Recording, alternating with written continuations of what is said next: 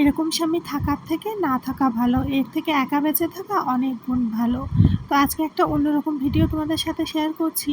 অবশ্যই বলবো ভিডিওটা তোমরা পুরোটা দেখে একটা কমেন্ট অবশ্যই করো যদি তুমি একজন নারী হয়ে থাকো। আর একটা কথা, এই ভিডিওটা আমার আগের ফোন থেকে করা, ওই জন্য হয়তো ক্লিয়ার মানে পিকচার কোয়ালিটি ভালো আসেনি, একটু স্পষ্টই আছে। তো আমি অবশ্যই রিকোয়েস্ট করব তোমাদেরকে যে 3 মিনিটের ভিডিও তো একটু তোমরা ধৈর্য সহকারে দেখো, আমি পরে বাকি কথা বলছি। তো ভিডিওতে মেইনলি আমি তোমাদেরকে যেটা দেখাতে চেয়েছি যে ওই যে লোকটা হাত উঁচু করে যাকে মারতে চাইছে, সেটা হয়তো বা ওনার ওয়াইফই হবে। তো আমি বসে দেখছি যে কি পরিমাণে কন্টিনিউয়াসলি মারছে। তোমরা ভিডিওতে 2-3 মিনিট দেখছো ঠিকই, কিন্তু আমি মোটামুটি 25 মিনিটের বেশি হয়ে গেছে যে বসে বসে ওইভাবে সমানে দেখে যাচ্ছি যে মারছে। আর সেটা যে কি পরিমাণ মারছে বা মেরেছে সেগুলো তো আর ভিডিও করিনি, তখন আমি হতবাক হয়ে দেখেছি শুধু। আর তোমরা হয়তো এখন বলবে যে তাদেরকে অজান্তে এইভাবে যে আমি বসে ভিডিও রেকর্ড করেছি, যেটা আমি একদম ঠিক করিনি। হ্যাঁ, আমি জানি যে এটা একদম অনুচিত আর এই কাজটা আমার করা ঠিক হয়নি। কিন্তু কেন করেছি জানো? যে মেয়েরা আজ কতটা অসুরক্ষিত। দুটো ভিডিও যে এখন এফবিতে প্রচুর পরিমাণে ভাইরাল সেটা আমরাও জানি। যে একজন অত্যাচারিত হয়ে রুখে দাঁড়িয়েছে, আর একজন বাংলাদেশের রেমি নামক একজন মেয়ে যিনি আত্মহত্যা করেছে আর কি।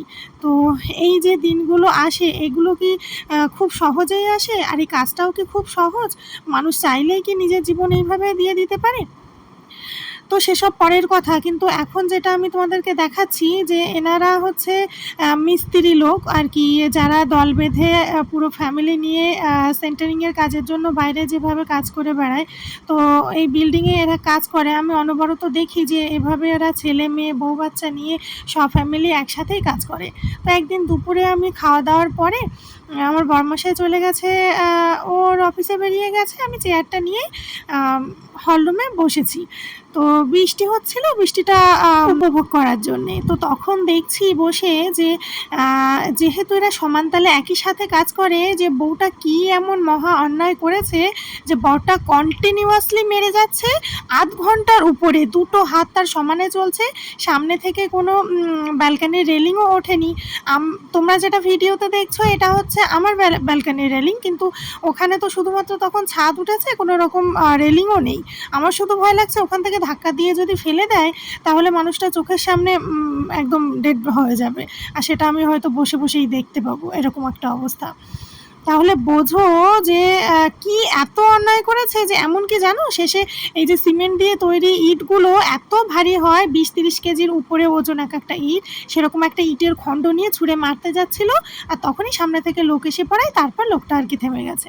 রেগে গিয়ে চরম উত্তেজিত হওয়াটা কি সুস্থ মানুষের লক্ষণ? আমার তো মনে হয় না। রাগ ক্ষতি ছাড়া ভালো কিছু করে না। সকল নারীদেরকে একটা কথাই বলবো, এরকম অমানুষের হাত থেকে নিজেকে বাঁচাতে কখনো দ্বিতীয়বার ভাববে না।